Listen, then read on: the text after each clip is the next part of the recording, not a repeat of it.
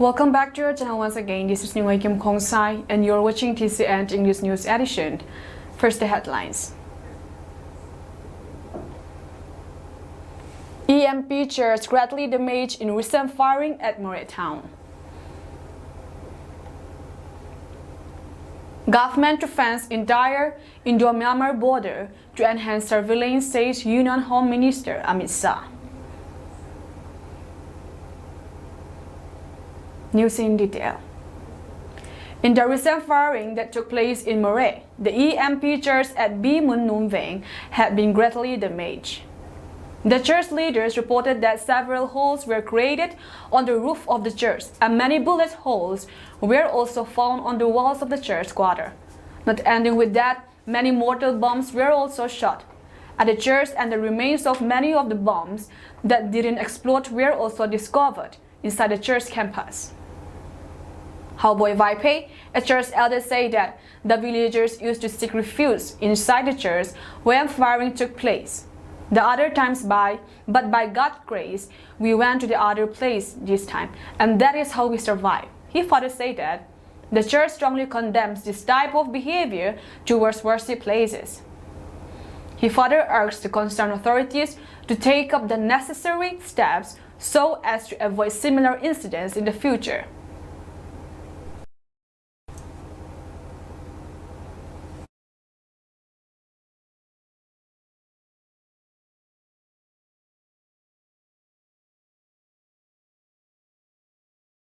Kyu ko su begin ko daro hi government se paite mei changin tam pi asukha tu jingin le aki nga hen bom khat apuk lo ma ji ga hin nunaw sapangku ma aki khom ngam kam ta pu ba ai thele zit ga thil suk pen hi mo putu telam kai tu ten go a begin ko su ei attempt ta bang ei direct ta bang am ji ga hin kalung adam pu ma ka ki le ka ki cha ba jega chun hole bek chung chang hin eki ki su bu da hen lang chule I ho bek hi dik taga theng taga akima the kanomo je ho na dinga chun amo putu te hon e vai sai pigin ai thele sepaite tole he to na e sim pi kunang ai thele go zum begin ki to hi e su kha pi lo ham le chun ti hi ka phon do no ma he jega chun ka atila chun ani ko chun begin hi kisel nan lamang khatelungun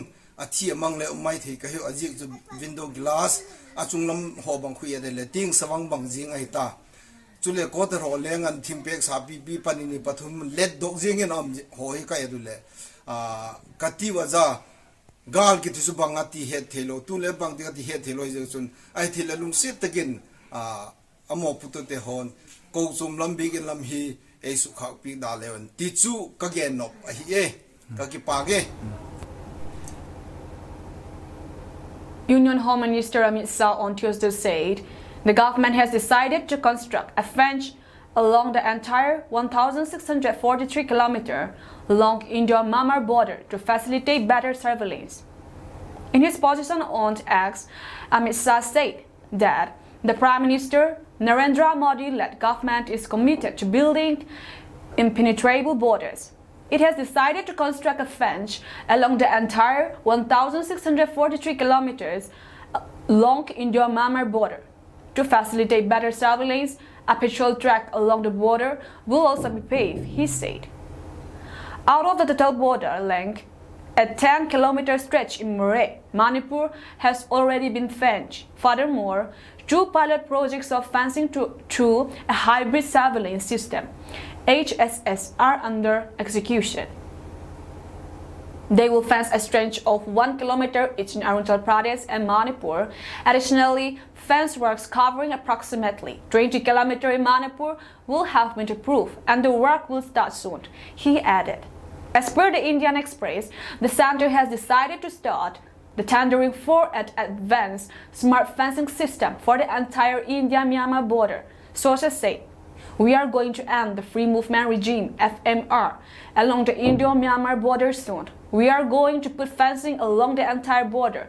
The fencing will be completed in the next 4.5 years. Anyone coming through will have to get a visa, the source said. Earlier in September last year, Manipur Chief Minister Biren Singh had urged the center to permanently wind up the FMR along the India-Myanmar border to curb illegal immigration. He had also said that the state was working towards a national register of said citizens and fencing of the border with Myanmar.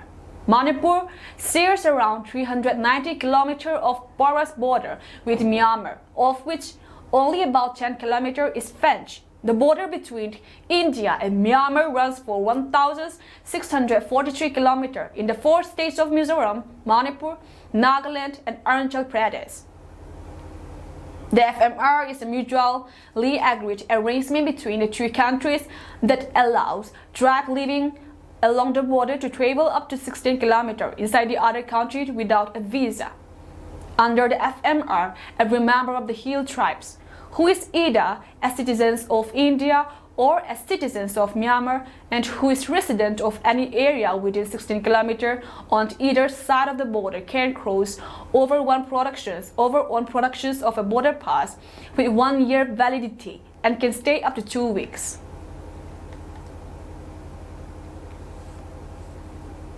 As usual, the sit-in protest at the Wall of Remembrance Tuibung was held under ITLF Women Wing today at around 11 a.m.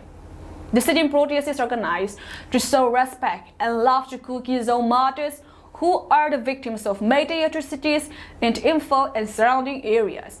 The sit-in protest is also organized to show discontentment over the state government. As part of the protest, various leaders spoke on the ongoing ethnic violence in the state, emphasized on the need to stand together, and most importantly, having faith in God, were deliberated. Taking part in today's sit-in protest were women from Tuinum, HQ Vang, Headquarter Vang, Naisil Vang, Gangte Vang, Langzol area, El Painum, Chimtung Vang, Dorcas Vang, Bethel Vang, Gochinkut Vang, Hebron Vang, Moya Vang, Lailam Vang, Ilim Vang, Nazareth Vang, Zomi Colony, Onkat Vang, Manyang Vang, Sion Vang, Jinmang Vang, Zenhang Lamka, Salem Vang, Kozampai, Simul Unit, District Headquarter Tuibung, Hyang Tam Lamka, Rengkai, Langnim, B.I. Zalon, Sinat Vang, D. Paizang, and D.M. Vang, respectively. Greetings to all the supporters of TCN. I am Tinay Tim Hokip reporting from the ground where the women folks are once again holding a sit-in protest in front of the Wall of Remembrance, Peace Ground Tuibong, and I'm here today with my videographer, Sisi Mangte. As we can see today, the women are protesting, continuing their protest, and today the main reason why they protest is due to their wishes not being fulfilled by the central government, and also they are protesting for the central government to give justice to the Kukizo people who have been undergoing various atrocious acts from the Meitei. So the women are asking for justice. They are protesting here again every Wednesday so as to seek the intervention of the central government to bring peace and normalcy in the state. The women folks are not here asking for something impossible. They are here asking for justice. They are here asking for separate administration, since it is almost impossible for the Meiteis and the Kukis to live together like the normal days. The women are not asking for something impossible, as we can see. It is the duty of the central government to give justice and peace to their people. So justice and peace is not something which is impossible to ask or which is too much to ask from the citizens to the government. So we request the government to intervene into this matter and give a solution as soon as possible. The Sports Aris Institute at Lamka with aim to achieve a clean Lamka, especially at hospitals, voluntarily cleaned the district hospital today at around 11 a.m. Sports Aris Institute of India advisor Zamchin Thang told the media that the youth should be drawn closer to God through sports, and this cleanliness drive is a public outreach for them. The hospital is not meant for just one person, but it belongs to the public. And cleaning, it is everyone's responsibility, he added. Muan Haulai, Director Sports Outreach Institute of India, said that the Sports Outreach Institute aims to achieve a healthy life through cleanliness and proper sanitation, and that we should all be concerned about this. As we aim to work for the development of the town, we look forward for the participations of the public to keep the town clean, and that is why we organize this cleanliness drive, he added. 20 students of the Sports Aris Institute joined the cleanliness drive today. Tika advisor dan koma tulilena buntuam to pan kila to zela hi gen ma hoi chen hei dam do in hi mania chian ta na ngaya hoi ta kem bita asunga ni khong mok pai thang lo dina kon ngen hi na isep ding te kha ya hi chi kha tunya i theya I kep siang thowa to hi naw pang ten le alung tangwa he pen kha public property pen kha government ayam midang hiam adana ko ilo ama ma hi chi athi na diwa kha naw pang te bang bicha kha na ki sepi ayama lung tanga le tunia community adin bang ka sem thei dia chi pen alung tangwa ak chi ki tu kha ki de inchin vai kha ne na ki sepi hi chi kha tunia on thei pi le chi tu thai sa. Assam Chief Minister Himanta Biswa Sharma took a pot shot at Congress leader and MP Rahul Gandhi and claimed that the latter is mentally unstable. Speaking to the reporters here in Assam, CM Sharma said, "Everyone knows that Rahul Gandhi is mentally unstable and can't think optimistically. If you see Rahul Gandhi every day, you can make many viral videos, so he is not a mentally balanced person." This comes after a video of Rahul Gandhi went viral, wherein the Congress leader offering a biscuit to a puppy, which subsequently refuses it, leading to the Congress CM passing the biscuit to a supporter. The footage disseminated by the Bharat Jodo Nyaya Yatra stirred controversy as it circulated across social media platforms. The BJP swiftly seized upon the opportunity, accusing Gandhi of disrespecting his supporters. Formerly affiliated with the Congress party himself, Sharma launched a scathing attack on Rahul Gandhi, asserting that neither Gandhi nor his family could coerce him into submission. "I am a proud Assamese and Indian. I refuse to partake and resign from the Congress," Sharma said. After 4 months of incessant bombing and ground offensive by Benjamin Netanyahu's Israel Defense Forces on the densely populated Gaza Strip that has killed over 30,000 Palestinians, mediator Qatar has said that Hamas has provided a generally positive reply to a truce deal. Meanwhile, U.S. Secretary of State Antony Blinken toured the war-torn region for the 5th time in 4 months, seeking an enduring end to Israel's nearly 4-month war upon Gaza. "We have received a reply from Hamas with regards to the general framework of the agreement with regards to hostages," Qatari Prime Minister Mohammed bin Abdul Rahman Al Thani said that after meeting Blinken in Doha. The reply includes some comments, but in general, it is positive, Anthony Blinken said. Hamas reply had been shared with Israel, and he would discuss it there on Wednesday. "We're studying it intensely, and we will be working as hard as we possibly can to try to get an agreement," Israel said. Hamas confirmed it delivered its response to proposals hammered out a week ago in Paris between Qatar and other mediators. According to a AFP report, Israel's Prime Minister Benjamin Netanyahu has yet to comment on the response but said on Tuesday, "We are on the way to the total victory and we will not stop." This position represents the overwhelming majority of the people. The war that started with an unprecedented multiple-pronged Hamas attack on Israel on 7th October killed about 1,160 people, mostly civilians, according to an AFP tally based on official Israeli figures. According to AFP report, Hamas militants also seized around 250 hostages. Israel says 132 remains in Gaza, including 29 who are believed to have been killed. Vowing to eliminate Hamas, Israel launched retaliatory airstrikes and a land offensive that have killed over 30,000 people in Gaza.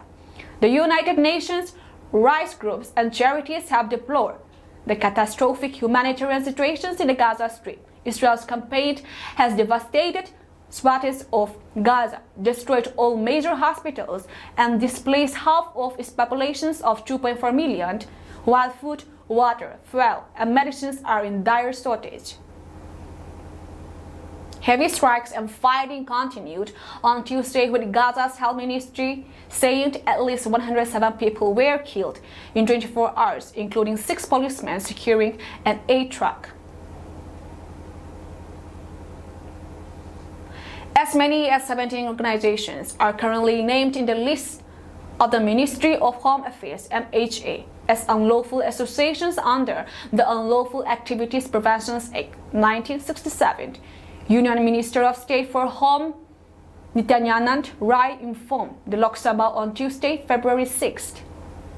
Rai shared the details of the state illegal organizations in the country in a written reply in exercise of the powers conferred by subsection 1 of section 3 of the Unlawful Activities Prevention Act 1967, 37 of 100, 1967. The central government can declare any organizations as unlawful association, which will be applicable for the entire country, Demos further said. As per India TV, list of organizations declared is unlawful under UAPA are Students Islamic Movement on India, SIMI, United Liberation Front of Assam, ULFA, National Democratic Front of Bodoland, NDFB, major extremist organizations, namely People's Liberation Army, PLA, and its political wing, the Revolutionary People's Front, RPF, United National Liberation Front, UNLF, and its arm wing, the Manipur People's Army, MPA, People's Revolutionary Party of Kangleipak, PREPAK, and its arm wing, the Red Army, Kangleipak Communist Party, KCP, and its arm wing, also called the Red Army, Kanglei Yal Kanbalu, KYKL. Coordinations Committee, CORCOM, and Alliance for Socialist Unity, Kangleipak, ASUK, All Tripura Tiger Force, ATTF, National Liberation Front of Tripura, NLFT, UNITRIP, National Liberation Council, HNLC, Liberations Tigers of Tamil Eelam, LTTE, National Socialist Council of Nagaland, KAPLA, and SCNK, Islamic Research Foundation, IRF, Jamaat-e-Islami, JEL, Jammu and Kashmir Liberation Front, MOHD, Yasin Malik Faction, Six for Justice, SFJ, Popular Front of India, PFI and its associates or affiliates or fronts including Rehab India Foundations, RIF, Campus Front of India, CFI, All India Imams Council, AIIC, National Confederations of Human Rights Organizations, NCHRO, National Women's Front, Junior Front, Empower India Foundations and Rehab Foundations Kerala, Jammu and Kashmir Democratic Freedom Party, JKDFP, Muslim League Jammu Kashmir, Masarat Alam Faction, MLJK, MA, Tehreek-e Hurriyat Jammu and Kashmir, DEH. Meanwhile, 701 cases of seditions and offenses against the state were registered from 2018 to 2022, and 5,023 cases were lodged under the Anti-Terror Law Unlawful Activities Prevention Act. Rai said in Lok Sabha.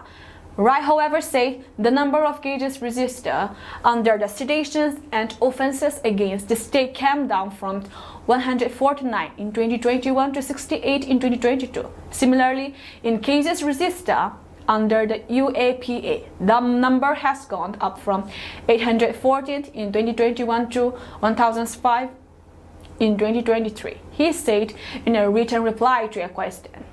The minister said during this period, 788 people were arrested and a charge sheet was filed against 500 in seditions and offenses against state cases. A total of 131 people were acquitted too. He said under the UAPA, 8,947 people were arrested and 6,503 people were named in charge sheets. A total of 550 people were acquitted too. In a recent operations, the Manipur State Power Distribution Company Ltd, MSP DCL, conducted a mass raid across 4 districts, exposing a network of individuals allegedly involved in illegal taping of MSPCL low-tension lines and promoting power theft. A total of 21 people were apprehended during the operations, revealing the extent of this illicit activity. On Monday, officials and staffs of MSP DCL collaborated to carry out a coordinated raid in the districts of Imphal East, Kakching, Imphal West, and Bishnupur. The operation aimed to curb the rising incidence of power theft and manage that not only jeopardize the financial health of the power distribution company, but also compromises the reliability of electricity supply for law-abiding consumers. As per Borough Times, the crackdown yielded significant results with 7 individuals named from various locations in Imphal East District. In Kakching District, 4 people were caught red-handed, while 3 were apprehended. In Imphal West, Bishnupur District saw 7 more individuals implicated in power theft, bringing total number of offenders to 21. Power theft poses a serious threat to the stability of the electrical grid and increases the burden on legitimate consumers who bear the brunt of higher tariffs to compensate for the losses incurred by the distribution company. MSPDCL's proactive stance in conducting this race reflects a commitment to maintaining the integrity of the power distribution system and ensuring a fair and sustainable electricity supply. For the reason, the illegal taping of low-tension lines not only puts a strain on the infrastructure but also raises safety concerns for both the perpetrators and the general public.